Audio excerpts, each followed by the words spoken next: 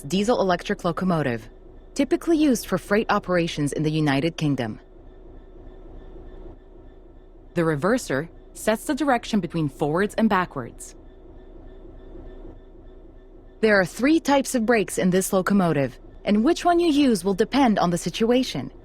We'll learn more about the different brake types in future training modules. The throttle controls how fast the train accelerates. We want to move the train forwards, so move the reverser in that direction.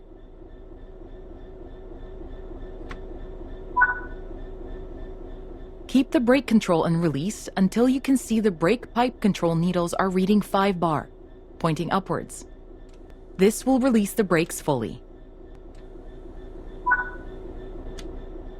Watch the brake cylinder, or BC gauge, to see it gradually reduce to 0, which tells you that the brakes are now fully released, and you apply some throttle to get the train moving.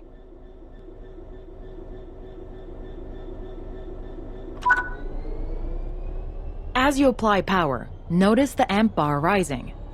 This is the amount of power being fed into the traction motors.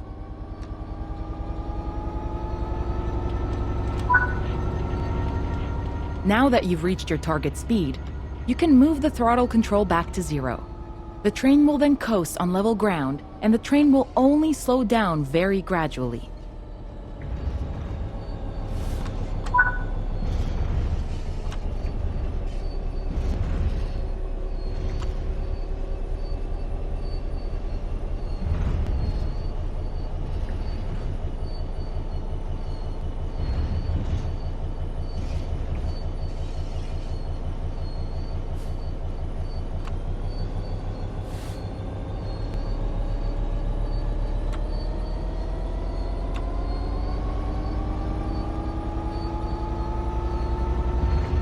Brakes in this locomotive are lapped.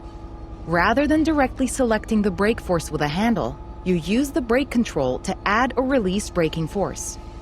Braking force will be held until you release it, as you did before setting off.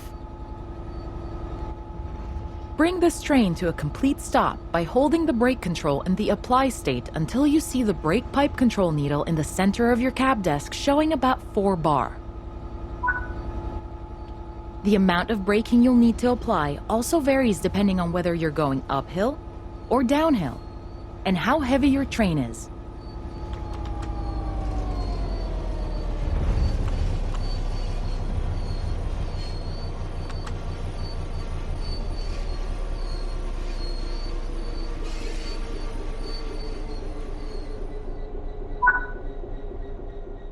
Stopping a train is one of the biggest challenges of controlling them, particularly stopping them in the right place.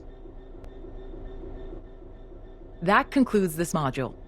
Restart the module to learn the steps again, or move on to the next module.